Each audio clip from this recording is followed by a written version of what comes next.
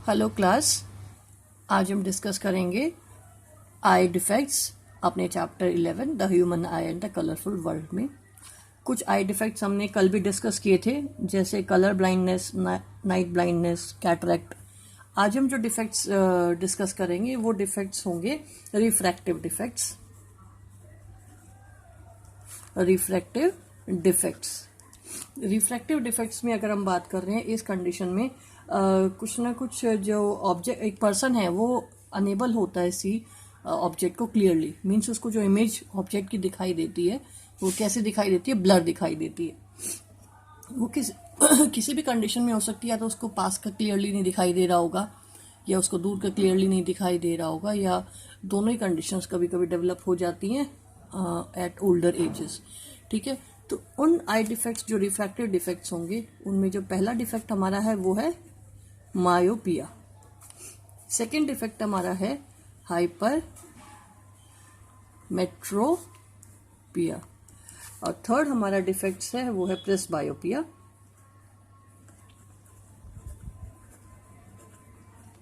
तो ये तीन डिफेक्ट्स जो हैं वो हमने अपने इस कोर्स में पढ़ने हैं। अब हम डिस्कस करते हैं फर्स्ट से। पहला है मायोपिया।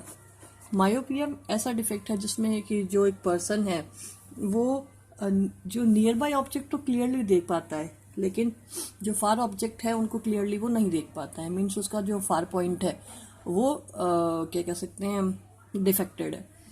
अगर हम मायोपिया की बात करें तो मायोपिया का अनदर नेम है वो हमारा है near sightedness,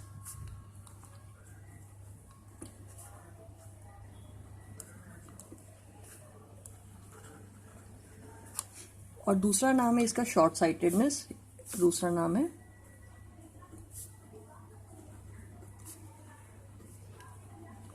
means myopia, near sightedness और शॉर्ट साइटेडनेस, ये दो तीनों ही नेम मतलब एक ही टर्म को रिप्रेजेंट करेंगे, एक ही डिफेक्ट को रिप्रेजेंट करेंगे।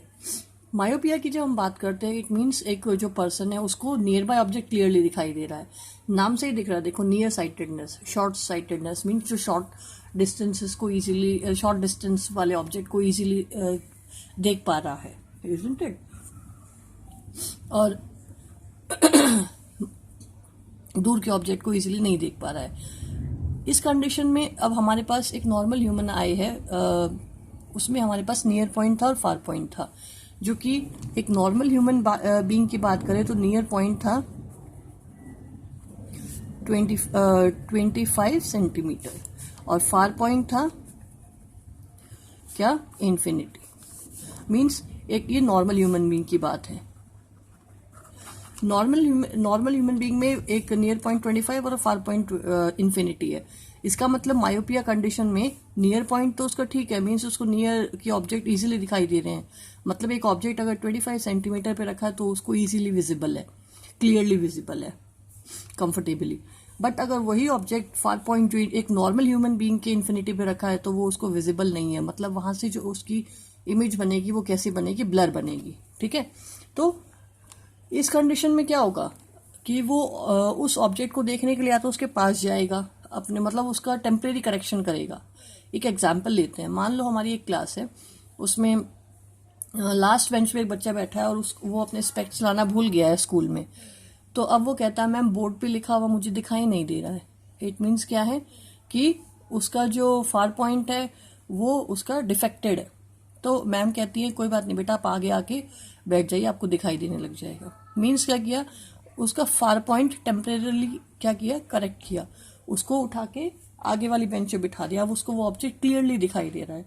इट मीन्स हमने उसको फार पॉइंट क्या किया, करेक्ट किया। अगर हम एक डायग्राम की बात करते हैं, इस डायग्राम में देखो, मायोपिया के डायग्राम में ये मायोपिक आई है। इस केस में जब ऑब्जेक्ट इन्फिनिटी पे था, ये जो हमारा ओ डैश दिख रहा है ये क्या है, इन्फिनिटी है। ऑब्जेक्ट इन्फिनिटी पे रखा हुआ है। जब इन्फिनिटी से लाइट आ रही है तो पैरेलल देख लो, रूल्स पढ़े हुए हैं हम लोगों ने। ठीक है, तो वो इमेज जो बन रही है उस ऑब्जेक्ट की वो रेटिना पे इमेज बननी चाहिए, बट इमेज क्या बन रही है, रेटिना से पहले। इट मीन्स उसको वो ऑब्जेक्ट दिखाई नहीं दे रहा है, जिसको मायोपिया है। अब वही वाली बात कि एक बच्चा लास्ट बेंच पे बैठा है, वहां से उसको दिखाई नहीं दे रहा है, तो टीचर ने क्या किया, उसको आगे आके बिठा दिया। आगे वाली बेंच पे, तो उसको आगे वाली बेंच पे बिठा लिया। इसका मतलब जो यहाँ ऑब्जेक्ट होना चाहिए था वो ऑब्जेक्ट सरक के कहाँ हो गया, यहाँ पे, या मतलब कह सकते हैं उसे डिस्टेंस को शॉर्ट कर दिया है। ठीक है, अब यहाँ पे जब ऑब्जेक्ट रखा है तो इजीली क्या कर रहा है, विजिबल है, मतलब स्क्रीन पे इमेज बन रही है। इट मीन्स जो एक मायोपिक आई का जो फार पॉइंट है वो इन्फिनिटी ना होके कोई दूसरा ही पॉइंट है, मतलब इन्फिनिटी से पहले है। बात समझ में आई? मीन्स एक मायोपिक आई का जो फार पॉइंट जो कि इन्फिनिटी होना चाहिए एक नॉर्मल ह्यूमन बीइंग का, वो इन्फिनिटी ना होके क्या है, इन्फिनिटी से पहले वाला पॉइंट है। मतलब इन्फिनिटी से पहले पड़ता है वो पॉइंट। अगर इन्फिनिटी से पहले पड़ता है इट मीन्स क्या है, उसकी इमेज बन रही है। But this is not a correct, कह सकते हैं करेक्शन। जरूरी नहीं कि इसी तरह का करेक्शन हम रेगुलरली फॉलो करें, क्योंकि डिस्टिंक्ट ऑब्जेक्ट भी देखना जरूरी है एट पर्टिकुलर डिस्टेंसेस। तो उस केस में उस पर्सन को क्या प्रोवाइड किया जाता है, लेंस प्रोवाइड कराया जाता है और सुटेबल पावर, जिसमें क्या है, हम कौन सा लेंस यूज करते हैं। क्योंकि अब यहाँ पे देखो जो आई है उसके अंदर लाइट पहले ही कन्वर्ज हो गई है, उसे कहाँ कन्वर्ज होना चाहिए, कन्वर्ज होना चाहिए रेटिना पे, बट इमेज कन्वर्ज होके यहाँ बन रही है जो कि विजिबल नहीं है, जो कि स्क्रीन पे अवेलेबल नहीं है। तो उस केस में हम लेंस कौन सा यूज करेंगे, डाइवर्सिंग लेंस, जो लाइट को और डाइवर्स करेगा। डाइवर्स कर जितना लाइट डाइवर्स होगा उतना ही इमेज है लास्ट में जाके बन जाएगी। Of suitable power lens, is it? Means अगर हम करेक्शन की बात करते हैं तो हम कौन सा लेंस करेक्टेड करेंगे, करेक्शन के लिए यूज करेंगे, वो होगा कनकेव लेंस। अब नोटिस करो, देखो वही ऑब्जेक्ट जो पैरेलल बीम ऑफ लाइट आ रही थी उसको उसने क्या कर दिया, डाइवर्ज कर दिया, जो इन्फिनिटी पे कहीं पे है। ठीक है, अब यहाँ पे ऑब्जेक्ट नहीं है, इन्फिनिटी वाली ये जो दो लाइन है इनको देखो, ऊपर नीचे वाली इन्फिनिटी पे जो ऑब्जेक्ट है वो अब इजीली उसको विजिबल हो रहा है। अब क्वेश्चन आता है कि ये वाला रिफ्रैक्टिव डिफेक्ट है ये क्रिएट कैसे होता है। इसे क्रिएट होने के दो रीजन है बच्चों।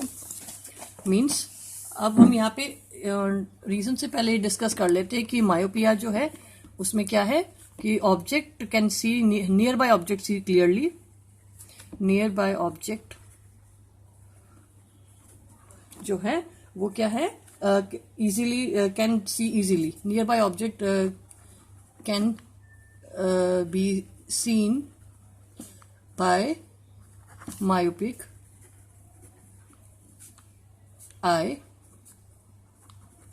clearly, but cannot see distant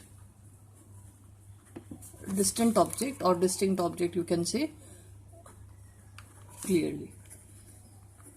और वो डिस्टिंक्ट ऑब्जेक्ट जो कहाँ रखे हैं, एक नॉर्मल ह्यूमन बीइंग के इन्फिनिटी पे। Is it clear? It means जो डिफेक्ट है उसमें कौन सा पॉइंट डिफेक्ट है,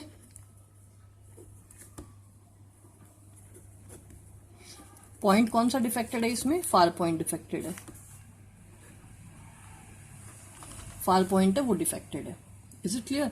जैसे मैंने अभी डायग्राम से सीखा है। अब क्वेश्चन आता है कि ये जो मायोपिया है उसके कॉजेस क्या है। मायोपिया की जो कॉजेस की बात करें तो हमारा जो कॉजेस डेवलप हैं वो फर्स्ट कॉज है excessive curvature of the cornea,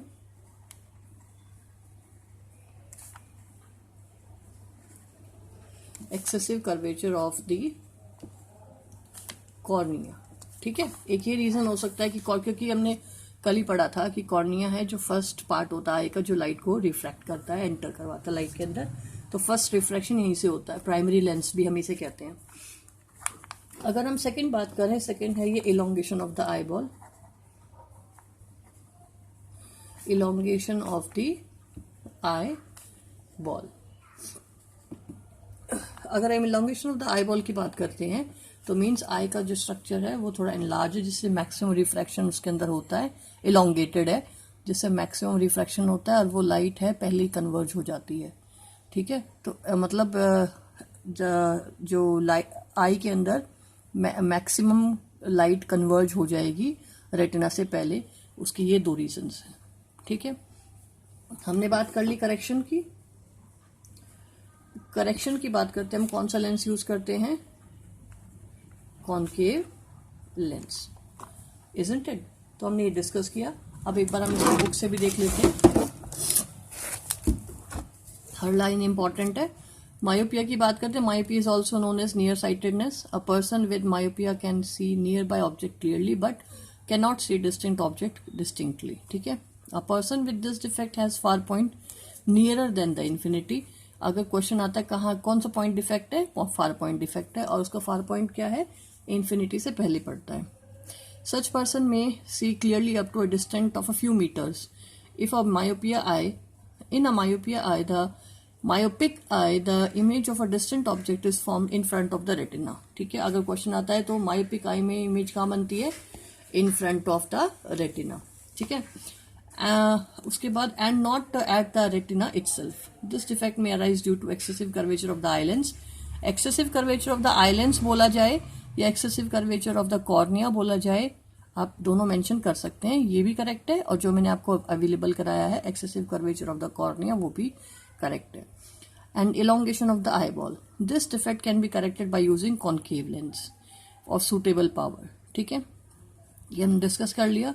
a concave lens of suitable power will bring the image back on the retina and thus the defect can be corrected. Is it clear class? अब second बात करते हैं हम hypermetropia की. Hypermetropia उसका just reverse है, उल्टा है, अपोजिट है. जिसमें क्या होता है कि जो हाइपरमेट्रोपिया है उसमें जो ऑब्जेक्ट है वो नियर बाय जो ऑब्जेक्ट है वो इजीली विजिबल नहीं होता, लेकिन फार जो ऑब्जेक्ट है वो जो डिस्टिंक्ट ऑब्जेक्ट है वो हाइपरमेट्रोपिक आई वाले पर्सन को इजीली विजिबल होता है. मीन्स उसको दूर का अच्छे से दिखाई दे रहा है, बट उसको पास की जो चीज़ें हैं वो ज़्यादा क्लियर नहीं है. मतलब वहाँ पे इमेज जो बनेगी वो ब्लर बनेगी. इट मीन्स उसका कौन सा पॉइंट डिफेक्टेड है, उसका नियर पॉइंट डिफेक्टेड है. अगर हम बात करें हाइपरमेट्रोपिया की, सेकेंड डिफेक्ट जो हम कर रहे हैं,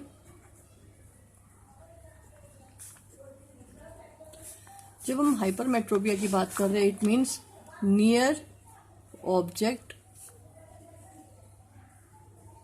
cannot see by the person and far object can easily seen. Isn't it? Means जो उसको नियर पॉइंट है, नियर ऑब्जेक्ट है, वो अच्छे से दिखाई नहीं दे रहे हैं, लेकिन उसको फार ऑब्जेक्ट इजीली दिखाई दे रहे हैं, क्लियरली दिखाई दे रहे हैं. इसी के ऊपर इसके हम नाम रख सकते हैं. इसके जो अनदर नेम्स है, वो अनदर नेम क्या है, फार sightedness,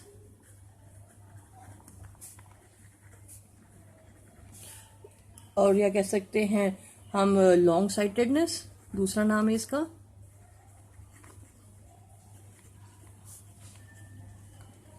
means hypermetropia another two name कौन से हैं, शॉर्ट साइटेडनेस और लॉन्ग साइटेडनेस. मीन्स ऑब्जेक्ट एक इस डिफेक्ट में जो आई है वो can not see the nearby object clearly distinctly but can see the distant object clearly. Means अगर हम इसमें बोलें कि कौन सा पॉइंट डिफेक्टेड है, पॉइंट जो डिफेक्टेड है वो कौन सा है, हमारा नियर पॉइंट. मीन्स उसका जो नियर पॉइंट जो होना चाहिए कितना, एक नॉर्मल ह्यूमन बीइंग का 25 सेंटीमीटर है, तो उसका नॉर्मल जो नियर पॉइंट है वो 25 से ज़्यादा ही होगा. मीन्स इसके वाले केस में जो हाइपरमेट्रोपिया है उस केस में मोर देन 25 रहेगा. मीन्स कह सकते हैं मोर देन 25 सेंटीमीटर. एक एग्जाम्पल है, जैसे अगर हम बात करें कि हम एक नॉर्मल 25 सेंटीमीटर पे कोई बुक पढ़ते हैं, ठीक है, लेकिन अगर उसी बुक को 25 सेंटीमीटर पे हाइपरमेट्रोपिक आई वाला पर्सन पढ़ेगा तो उसको दिखाई नहीं देगा. उसको वो करेक्ट करने के लिए क्या करेगा, उस बुक को थोड़ा और दूर करेगा अपने से. मीन्स अपना जो 25 वाला सेंटीमीटर डिस्टेंस है उसको वो बढ़ा देगा, मोर कर देगा. तो क्या होगा, वो उसको इजीली देख पाएगा, मतलब इजीली उसको कह सकते हैं देख पाएगा. जैसे इस डायग्राम में देखो, डायग्राम की बात करते हैं तो देखो, जो नियर ये हाइपरमेट्रोपिक आई, इसको चेक करो पहले. जो ऑब्जेक्ट रखा है कहाँ पे, एक्चुअल ऑब्जेक्ट है यहाँ पे 25 सेंटीमीटर पे, लेकिन जो ऑब्जेक्ट 25 सेंटीमीटर पे तो वो लाइट जो कन्वर्ज हो रही है वो रेटिना से पीछे कन्वर्ज हो रही है. मीन्स इमेज है वो रेटिना के पीछे बन रही है, जो कि कहाँ बननी चाहिए थी, रेटिना पे. Isn't it? मीन्स जब 25 सेंटीमीटर पे, लेकिन अब उसने उसको करेक्ट करने के लिए क्या किया, नियर पॉइंट को बढ़ा दिया, जैसे ये वाला देखो करेक्शन जो उसने खुद की है, नियर पॉइंट जो उसका यहाँ होना चाहिए था अब उसने उसको यहाँ कर दिया है। बुक जो यहाँ थी उसको यहाँ बुक से दिखाई नहीं दे रहा था, लेकिन उसने बुक को और शिफ्ट कर दिया, 25 सेंटीमीटर से फार कर दिया, तो इमेज उसकी रेटिना पे बन गई। इट मीन्स उसको वहाँ पे दिखाई देने लग गया। ठीक है, अब लेकिन ये टेम्परेरी करेक्शन है, तो उसका करेक्शन के लिए हम कौन सा, अब क्या लाइट जो कन्वर्ज है वो बाद में हो रही, तो लाइट की कन्वर्जिंग पावर है वो बढ़ानी पड़ेगी।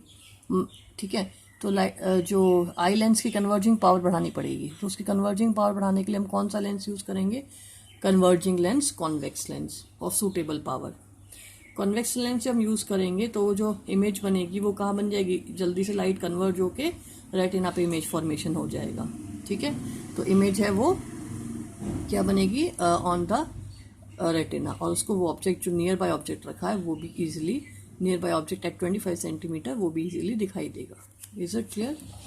अब इसकी बात करते हैं जो इसमें मैटर है अच्छा, उसके बाद नेक्स्ट अगर हम बात करें इसका रीज़न क्या हो सकता है कि आई बॉल शॉर्ट हो सकती है, जो आई लेंस का फोकल लेंथ है वो क्या हो सकता है, टू लॉन्ग हो सकता है, या टू लॉन्ग का मतलब इंक्रीज हो सकता है, मतलब या कह सकते हैं कन्वर्जिंग पावर लेंस की कम है। ये हमने डिस्कस किया था कि कन्वर्जिंग पावर ज़्यादा होती है मीन्स लेंस थिकर है और उसकी फोकल लेंथ कम है, लेकिन यहाँ पे फोकल लेंथ इंक्रीज्ड है। ठीक है, अब यहाँ पे फोकल लेंथ, आप फोकल लेंथ इंक्रीज बोलो या आप बोलो कि जो आई लेंस है उसकी कन्वर्जिंग पावर कम है, ये बोलो, दोनों ही रीज़न सेम रहेंगे, सेम बात बोलते हैं।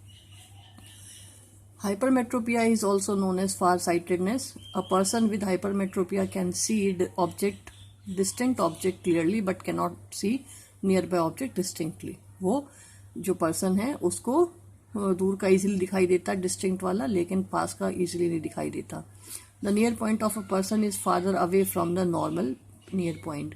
इस केस में जो नियर पॉइंट जो होता है वो फार्दर होता है, किससे, 25 सेंटीमीटर से ज़्यादा होता है। Such a person have kept a reading material much beyond 25 centimeter from the eye for comfortable reading. उसको 25 सेंटीमीटर से ज़्यादा ही डिस्टेंस पे कोई भी रीडिंग मटेरियल रखना पड़ता था ताकि वो कंफर्टेबली रीड कर पाए।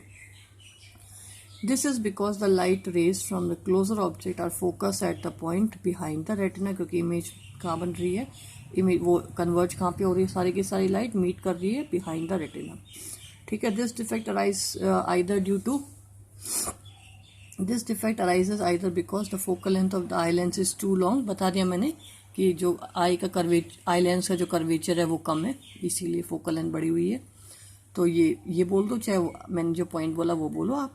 The eyeball has become too small, और आई बॉल टू स्मॉल है ताकि जो रिफ्रैक्शन है वो ज़्यादा नहीं हो पा रहा है। ठीक है, लाइट कन्वर्ज जल्दी नहीं हो पा रही है। This defect can be corrected by using convex lens of appropriate power. This is illustrated in figure, ये हमने डिस्कस कर लिया है। कॉन्वेक्स लेंस हम इसमें यूज करेंगे converging lens. Eye glasses with converging lens provided the additional focusing power required for forming the image on the retina. Eye glasses हम use कर सकते हैं जो पर्टिकुलर पावर के होंगे और वो उसको फोकस करा देंगे रेटिना पे। Is it clear? तो अब हम थर्ड टाइप का डिफेक्ट पढ़ेंगे जो हमारा हो गया presbyopia. The power of accommodation of the I usually decreases with ageing. जैसे से ओल्डर एज में एक पर्सन जाता है तो उसकी जो पावर ऑफ एकोमोडेशन है, पावर ऑफ एकोमोडेशन का मतलब कि हमने डिस्कस किया था ना the adjustment of focal length previous class में, तो वो जो सीलियरी मसल्स की हेल्प से जो आई लेंस का फोकल लेंथ एडजस्ट होता है, एक बार हम पास में देख रहे हैं, एक बार हम दूर में देख रहे हैं, फिर पास, मतलब हम इजीली अपनी सीलियरी मसल्स की हेल्प से सभी ऑब्जेक्ट्स को इजीली देख पा रहे हैं, तो हमारा पावर ऑफ एकोमोडेशन ठीक है। लेकिन जैसे जैसे एज इंक्रीज होती जाती है, पावर ऑफ एकोमोडेशन जो आई की है वो डिक्रीज होना स्टार्ट हो जाती है because of the weakening of the ciliary muscles. Most people the near point gradually diseased away. जब ज़्यादातर लोगों का क्या होता है, नियर पॉइंट ग्रेजुअली डिसीड हो जाता है। नियर पॉइंट डिसीड हो जाना मतलब जैसे अभी हमने डिफिकल्ट किया कि वो नियर बाय ऑब्जेक्ट को क्लियरली नहीं देख पाए, जैसे हाइपरमेट्रोपिया में होता है। This find it difficult to see nearby object comfortably and distinct without corrective eyeglasses. This defect is called presbyopia. It arises due to the gradual weakening of the ciliary muscle. ये भी मैंने आपको बता दिया है ये क्यों arise होता है, क्योंकि सीलियरी मसल्स क्या हो जाती है, वीक हो जाती हैं। And diminish flexibility of the eye lens. Ciliary muscle week हो गई और उसकी फ्लेक्सिबिलिटी है वो डिमिनिश, कम होने लगती है। सम टाइम अ पर्सन में सफ़र फ्रॉम बोथ मायोपिया और हाइपोमेट्रोपिया। ये भी मैंने आपको जब ये जॉब टॉपिक शुरू हुआ था डिफेक्ट्स वाला, तब मैंने आपको बताया तो या तो पर्सन दोनों ही डिफेक्ट्स अराइज हो सकती है, उसको पास और दूर का दोनों ही देखने में दिक्कत होती है क्योंकि जल्दी से कॉन्ट्रैक्शन और रिलैक्सेशन सिलियरी मसल्स का नहीं हो पाता है। Such person offer require bifocal length. ऐसे पर्सन जिनका दोनों ही मायोपिया और हाइपरमेट्रोपिया दोनों ही डिफेक्ट्स हैं, ऐसे पर्सन क्या करते हैं, बाईफोकल लेंस यूज़ करते हैं। आपने नोटिस किया होगा जो एज्ड ओल्ड पर्सन है उनके जो आई के जो लेंसेज हैं वो उसमें दो लेंसेज लगे होते हैं, ठीक है, आई में दो लेंसेज में एडेड होते हैं, नीचे की तरफ और ऊपर की तरफ। The upper portion consist of a concave lens, it facilitate distinct vision. जो अपर पोर्शन है वो क्या करता है, कनकेव होता है, ऊपर का पोर्शन कनकेव होता है। इट फैसिलिटेट डिस्टिंक्ट विजन, और वो दूर का ऑब्जेक्ट इजीली दिखने में हेल्प करता है। नेक्स्ट अगर हम बात करें the lower part of the convex lens, it is facilitate near vision. और जो लोअर पार्ट है वो किसका बना हुआ है, कॉन्वेक्स लेंस का बना होता है, जो नियर बाय ऑब्जेक्ट देखने में हेल्प करता है। These days it is possible to correct the refractive defects with contact lenses और थ्रू सर्जिकल इंटरवेंशंस। आजकल क्या है, जो से स्पेक्ट्स ना पहनने की इच्छा हो तो हम कॉन्टैक्ट लेंसेज को यूज़ कर सकते हैं या हम सर्जिकल प्रोसेसेस के थ्रू जा सकते हैं। सर्जिकल प्रोसेस में जैसे हम कहते हैं ना लेज़र करवाना, वो प्रोसेस होती है। उससे क्या होता है कि एक पर्सन के जो डिफेक्ट्स हैं वो ठीक होना स्टार्ट हो जाते हैं, लेकिन एक पर्टिकुलर एज के बाद ही सर्जिकल मेथड्स यूज़ करने चाहिए क्योंकि उस ग्रोइंग एज में वो कामयाब नहीं होते हैं। जब एज पर्टिकुलर बॉडी ग्रो कर रही होती है तो अराउंड 20 के बाद ये जो सर्जिकल मेथड है ये एप्लीकेबल होना चाहिए, मतलब यूज़ करना चाहिए। Is it?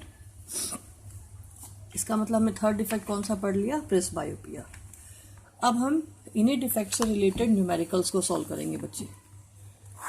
इन्हीं डिफेक्ट से रिलेटेड न्यूमेरिकल्स को जब सॉल्व करेंगे तो देखो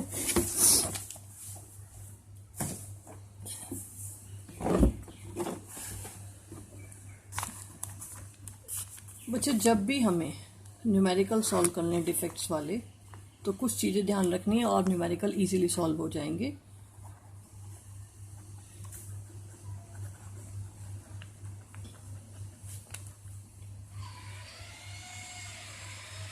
हाइपरमेट्रोपिया, दो ही डिफेक्ट्स मेजरली हमारे पास है। तीसरा डिफेक्ट हो या तो प्रेसबायोपिया में या तो मायोपिया होता है, या मायोपिया और हाइपरमेट्रोपिया दोनों ही केसेस अराइज होते हैं, है ना। तो हम मेजरली किनको डिस्कस कर लेते हैं, मायोपिया और हाइपरमेट्रोपिया को। बच्चे आप नोटिस करो, हमारे पास जो लेंस फॉर्मूला था वो क्या था, 1 में एफ इज इक्वल टू 1 में वी माइनस 1 प्लस 1 ये माइनस 1 में यू, ये फॉर्मूला था हमारा, ठीक है ना। अब इस केस में नोटिस करो हमारे पास एफ, वी और यू ये रिक्वायर्ड होता है, जिसमें हम एफ ज़रूरी होता है और एफ से ही हम क्या निकालते हैं, पावर, क्योंकि पावर का फॉर्मूला क्या था, 1 में focal length in metre. Is it? ये हम बात इससे पहले वाले चैप्टर में डिस्कस कर चुके थे। अगर हमें मायोपिया है तो मायोपिया के न्यूमेरिकल जब सॉल्व करने हैं तो उस केस में हमारे पास यू और वी और एफ तो निकालना ही होगा क्योंकि फोकल लेंथ निकालनी है, तभी हमारी पावर निकलेगी।